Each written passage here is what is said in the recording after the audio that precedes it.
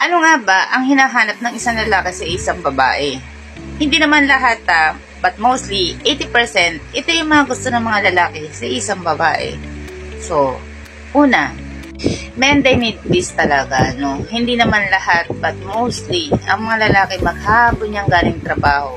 So, pag uwi nila, ang gusto nila, may isang taong sasalubong sa kanila at sasabihin, kamusta na araw mo? Kumain ka na ba? Gutom ka na ba? So, sabay halik, no? Doon pa lang, it's a simple gesture pero ramdam nila yung pagmamahal, yung katahimikan ng kalooban. So, doon pa lang alaga mo na sila na nag-care ka sa kanila.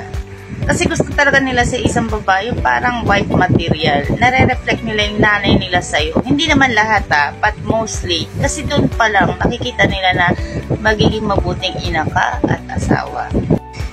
At isa sa mga gusto ng mga lalaki yung pagiging simple.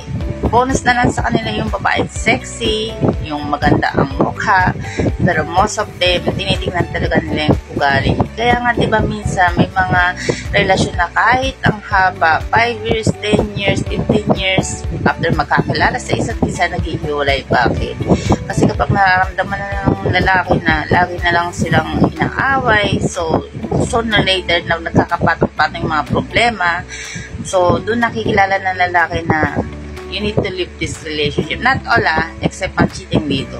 Yung kapag toxic ka na imbis na masolve yung mga problema nyo bilang magkapareha, humahantong sa masasakit na salita, yung tinatawag na emotional abuse.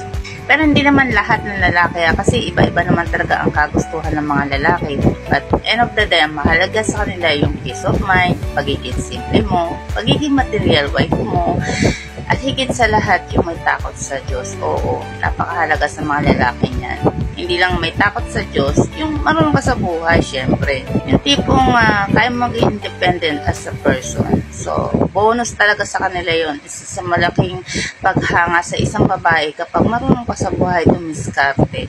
So, end of the day, pinakamahalaga naman yan kung iba-iba ang quality ng isang babae. Ang mahalaga niyo, mahal niyo ang isa't isa, tanggap niyo ang bawat isa, at mamahalin niyo pa rin ang bawat isa kahit anumang imperfection niya. Pero yan lang yung mga qualities ng gusto ng mga lalaki.